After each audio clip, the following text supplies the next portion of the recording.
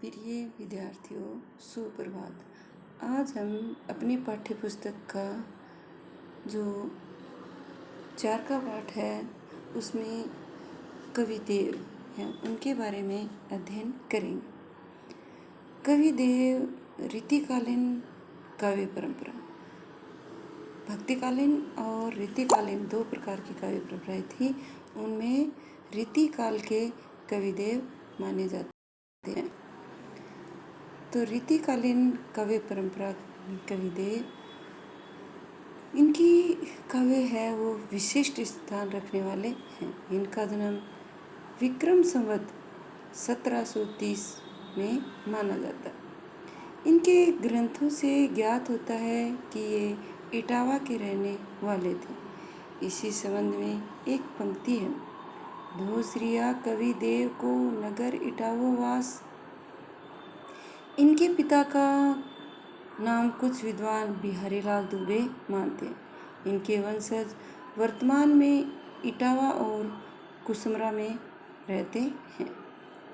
देव की रचनाओं की संख्या 52 कही जाती है, किंतु इनकी प्रमुख और प्राप्त रचनाओं में भाव विलास, भवानी विलास, रस विलास, कुशल विलास, काव्य रसायन, देव चरित्र, अष्टयाम, सुजान विनोद, प्रेम तरंग आदि है।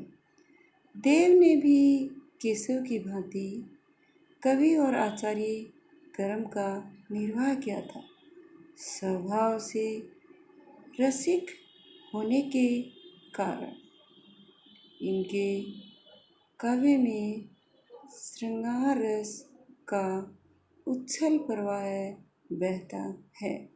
यह श्रृंगारिकता छिछली नहीं, छिछली अर्थात थोथी, अपितु उसमें विशेष गंभीरता भी विद्यमान है। वैसे तो रसवादी आचार्य थे, परंतु अलंकारों के स्वाभाविक प्रयोग के प्रति उनका आग्रह था, विशेष आग्रह था।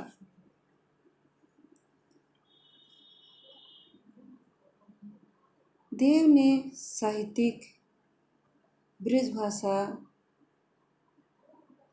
है उसका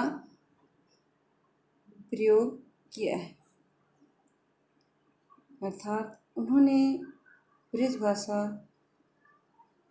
का प्रयोग किया है। देव ने संस्कृत, प्राकृत, अपभ्रंश,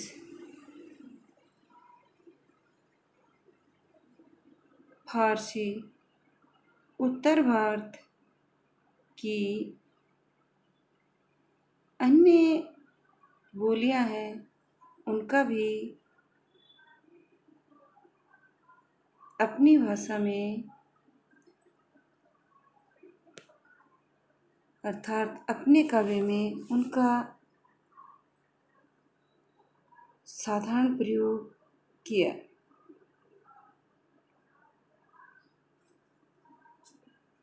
जो स्वतंत्रता से प्रयोग करने की वजह से प्रसिद्ध है। कविदेव का कार्य या ये कहें कि उनका जो काव्य है सृष्टि और आचार्य की दृष्टि से इन्हें महाकाव्य, या ये कहें कि इनको काव्य की रचना करने और आचार्य की दृष्टि से इन्हें महाकवि माना जाता है। इन्होंने तत्कालीन समाज की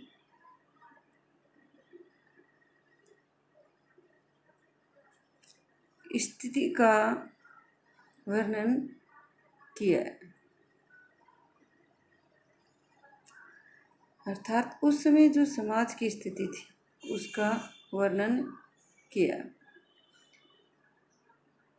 हिंदी साहित्य को अमूल्य रत्न भी इन्होंने प्रदान किया।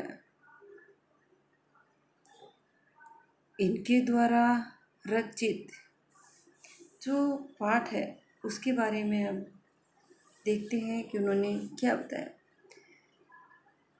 यहाँ निर्धारित कविता में देव ने अपने आराध्य श्री कृष्ण का गुणगान किया है। सांवरिया श्री कृष्ण के पाँव में घुंघरू बंधे हुए हैं और जब वो चलते हैं तो मधुर ध्वनि उनकी सुनाई देती है। उन्होंने पीले रंग के वस्त्र पहन रखे हैं जो बहुत ही सुहावने लगते हैं। माथे पर मोर मुकुट है, उनकी चंचल आँखें हैं, मंद मंद मुस्कुराते हैं तो वो हंसी है वह भी शोभायमान लगती है। कृष्ण के लोक प्रचलित स्वरूप को कवि ने पूर्ण रूप से समग्रता से उपस्थित किया है। देव पेचीले मजुमन की बुनावट में निपुणता हासिल की। दूसरा जो पद्य है उसमें मौलिकता पूर्वक कृष्ण की जादुई सूरत में गोपिकाओं के विवश समर्पण का वर्णन भी किया है। तीसरा पद्य है इसमें स्मृति, याद और स्वप्न कविता का संगम है। नायिका का स्वप्निल संसार अर्थात उसने सपने में जो संसार देखा है वह उन्हें जागते ही खो जाता है। अर्थात जैसा उन्होंने सपने में देखा वो उन्हें जागते ही नजर नहीं आता। स्वप्न में सुखद मिलन और जागरण में जुदाई। सपने में वो अपने प्रियतम से मिलते हैं और जागते ही प्रियतम दिखाई नहीं देते हैं। यह विडंबना ही कविता की मौलिकता और खूबसूरती है। अब हम कवि देव द्वारा रचित जो पद्य हैं उनका अध्ययन करें। पायनी नुपुर मंजू बजे, कटी किंकनी में धुनी की मधुराई। सांवरे अंग लसे पटपीत, ये उलसे बनमाल सुहाई। माथे किरीट बड़े दृढ़ चंचल, मंद हंसी मुख चंद जुन्हाई। जे जग मंदिर दीपक सुंदर, श्री ब्रज दुल्ह देव सहाय। प्रिय विद्यार्थियों, पहले हमें इसकी सहप्रसंग व्याख्या को समझना है। सहप्रसंग व्याख्या करेंगे तो पहले हम प्रसंग लिखेंगे। प्रसंग में हमें लिखना है प्रस्तुत पद्यावतरण या प्रस्तुत पद्यांश कवि देव द्वारा रचित सवैया में से अवतरित है या कवि देव द्वारा रचित सवैया में से लिया गया है। इसमें कवि ने श्री कृष्ण के सौंदर्य का वर्णन किया है या ये कहें कि श्री कृष्ण के मनमोहक सौंदर्य का वर्णन किया है। अब हम इसकी व्याख्या करेंगे। व्याख्या में हमें लिखना है कवि देव ने बताया है कि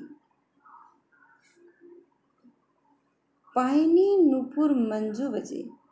पायनी का अर्थ है पैरों में, नुपुर का अर्थ है पायल, मंजू का अर्थ है मधुर, बजे बज रही है।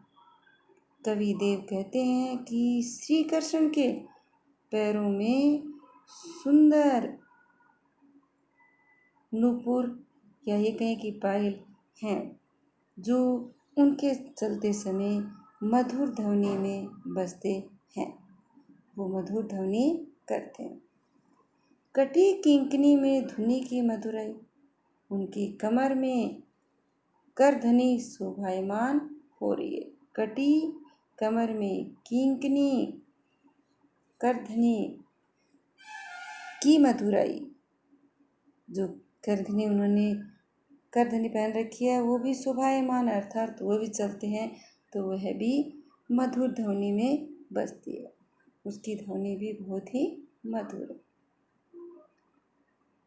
सांवरे अंग लसे पटपीत, श्री कृष्ण ने सांवले शरीर के ऊपर, अंग शरीर के ऊपर, लसे पटपीत पीले रंग का वस्त्र धारण कर रखा है। लसे सुंदर लग रहा है, पट वस्त्र, पीत पीले रंग का।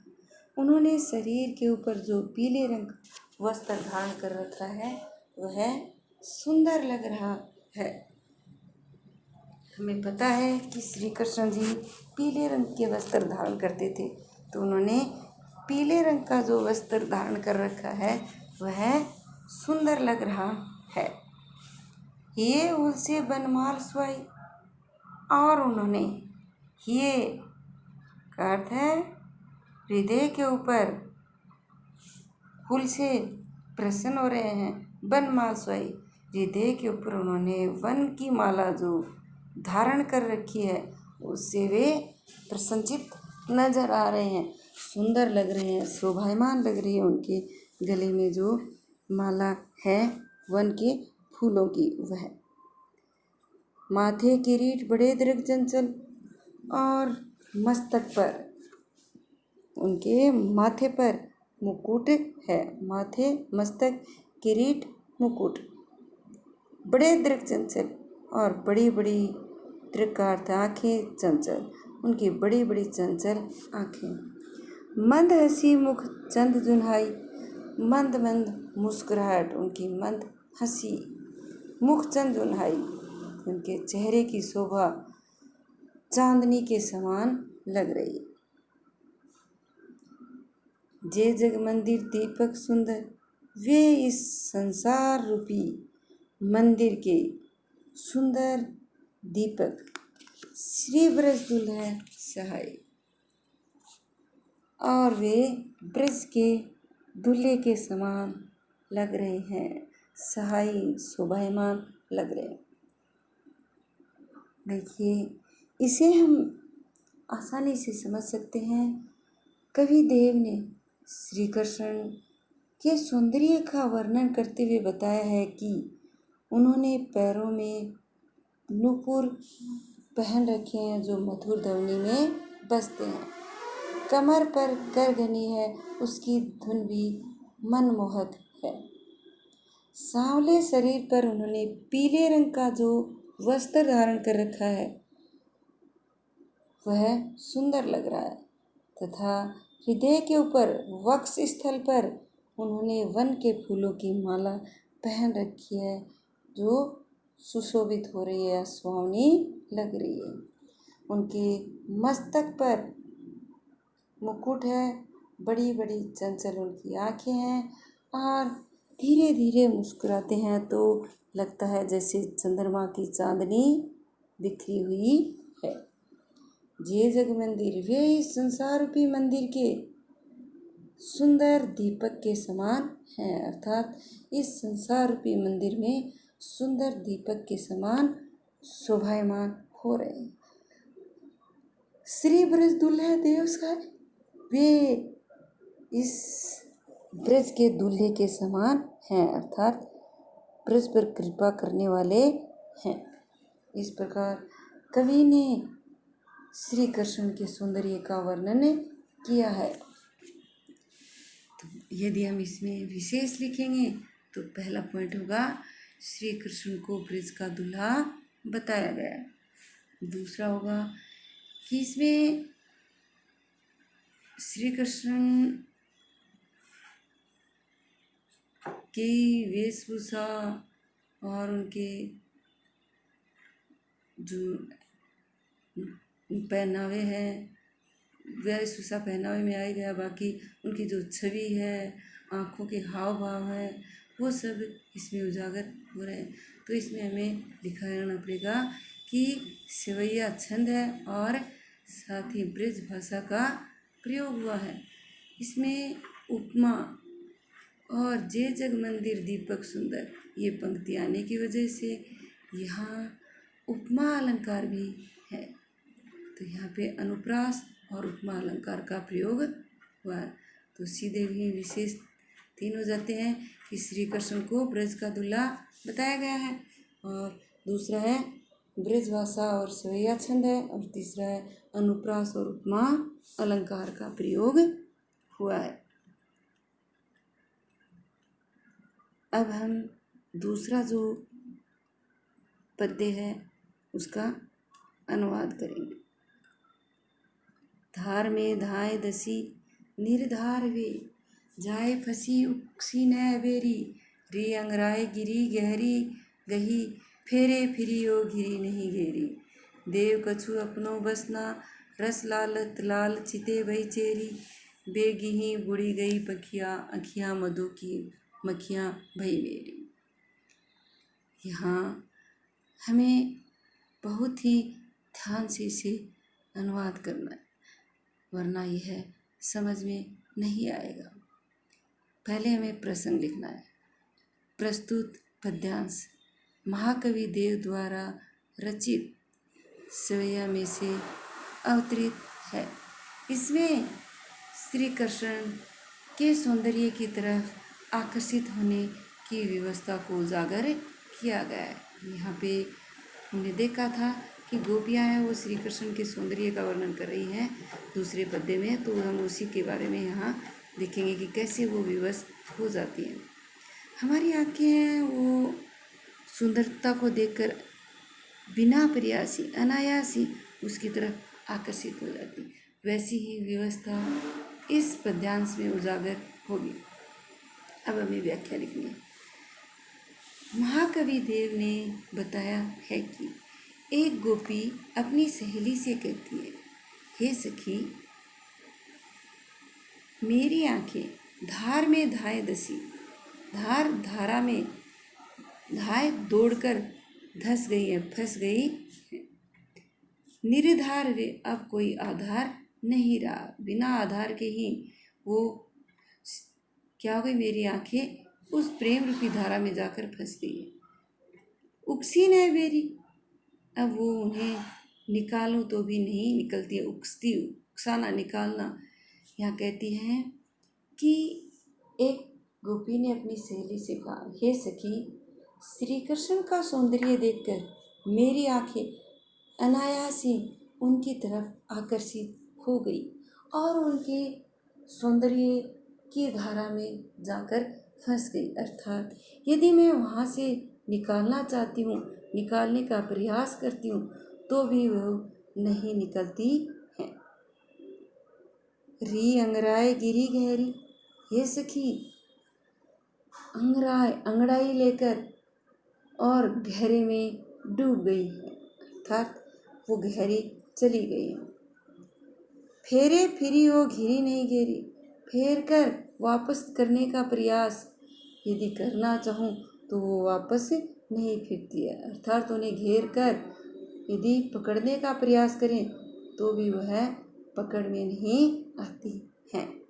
अपनी आँखों की व्यवस्था बता रही हैं कि हे सखी यदि उन्हें घेर कर पकड़ने का प्रयास करें तो भी वो बस में नहीं आ रही हैं। वो तो श्री कृष्ण के सौंदर्य में पूर्ण रूप से आकर्षित हो गई है, अर्थात अब कोई उनका वश नहीं है। देव कछु अपनो बसना, रस लालत लाल चिते अभय चेरी। अब गोपियाँ कहती हैं कि कवि ने बताया कि गोपियों ने कहा कि अब हमारा कोई वश नहीं है, अर्थात अपनी आँखों के आगे हम विवश हो गई हैं। ये आँखें श्री कृष्ण के रूप रस की लालची हो गई हैं और उनकी दासी बन गई है। कछु अपनो बसना, कोई बस नहीं है। रस लालच, उनके रस की लालची हो गई है। चिते भई चेरी, और उनकी दासी बन गई है। बेगी ही बुड़ी गई पखियाँ, अब ये कहती हैं कि ये तो जल्दी से ही बुड़ी गई, डूब गई है पखियाँ, पंख शीघ्रता से, जिस प्रकार से अखियाँ मधु की मक्खियाँ भई मेरी, जिस प्रकार से मधुमक्खियाँ मधु में, शहद में पूर्ण रूप से डूब जाती हैं, वैसे ही हमारी आंखें भी या मेरी आंखें भी श्री कृष्ण के रूप सौंदर्य में पूरी तरह से डूब गई हैं। यदि उन्हें निकालने का प्रयास करें तो भी नहीं निकलती हैं। यहाँ गोपियों ने अपनी आँखों की व्यवस्था को उजागर किया है और अपनी आँखों की व्यवस्था बताती हैं कि वे पूरी तरह से मधुमक्खियों के समान हो गई हैं। जिस प्रकार मधुमक्खियाँ शहद में डूब जाती हैं और उन्हें निकालने का प्रयास करें तो भी वो नहीं निकलती हैं, वैसी ही स्थिति गोपियों की आँखों की हो गई है। पुनः देखिए, धार में धाए दसी निर्धार वे। एक गोपी अपनी सहेली से कह रही है, हे सखी, मेरी आंखें तो श्री कृष्ण के प्रेम रूपी सौंदर्य रूपी धारा में जाकर फंस गई हैं, निर्धार वे। अब कोई आधार नहीं हो रहा है। उकसीन जाए फंसी जाकर फंस गई, उकसीन आए बेरी, अब वहाँ से निकल नहीं रही हैं। यदि प्रयास करें निकालने का तो वहाँ से निकल नहीं रही हैं। रियंग राय गिरी गहरी, ये सखी उनके शरीर पर उनकी छवि की तरफ गहरे रूप से आकर्षित हो गई हैं। फेरी फिरी वो घिरी नहीं गिरी, यदि हम उनसे फेरना चाहें, लौटाना चाहें तो वो निकलती नहीं है। वो तो और ज़्यादा उसमें गहरी फंसती जा रही है। अंगड़ाई लेकर जैसे फंसते हैं वैसे उसमें और ज़्यादा फंसती जा रही है। देव कछु अपनो बसना, उस गोपी ने अपनी सहेली से कहा, हे सखी, मेरा तो उनके ऊपर अब कोई वश नहीं है। रस लालच लाल चिते भई चेरी, वो तो उनके रस की लालची हो गई है, अर्थात श्री कृष्ण के रूप रस की लालची बन गई हैं, उनकी दासी बन गई हैं। अब तो उनके सौंदर्य में ही पूरी तरह से डूब गई हैं। बेगी ही बुड़ी गई पखियाँ शीघ्रता से, जिस प्रकार से मधुमक्खियों के पंख डूब जाते हैं शहद में, वैसे ही उनकी आंखें भी डूब गई। वो वहाँ से नहीं निकल रही हैं, अर्थात वहाँ से यदि निकालने का प्रयास करें तो भी वे नहीं निकल रही हैं। इस प्रकार से इसकी व्याख्या हुई। अब हम इसका विशेष लिखेंगे। विशेष में हमें लिखना है। विशेष यदि लिखते हैं तो उसमें 2 या 3 पॉइंट अवश्य बनाने चाहिए। पहला विशेष होगा कि गोपी ने अपनी आँखों की व्यवस्था उजागर की है, और उसी में ही आगे लिख सकते हैं कि गोपी ने श्री कृष्ण का सौंदर्य देखकर अपनी आँखों की व्यवस्था को उजागर किया है। और दूसरा पॉइंट होगा, आँखों को मधुमक्खियों के पंख के समान बताया है। और तीसरा इसमें हो सकता है, श्रृंगार रस का वर्णन किया गया है। इसमें अनुप्रास, यमक, उपमा, रूपक अलंकारों का प्रयोग हुआ है। धार में धाए दसी, यहाँ पे देखिए धई धयार है, इसलिए यहाँ पे घिरी नहीं घेरी, यहाँ पे अनुप्रास अलंकार है। और री अंगराई गिरी गहरी फिर अपनो बस रस लालच है, यहाँ पर रूपक अलंकार का प्रयोग हुआ है। और मधुआ भाई चेरी उपमा अलंकार का प्रयोग और यमक अलंकार का भी प्रयोग हुआ है।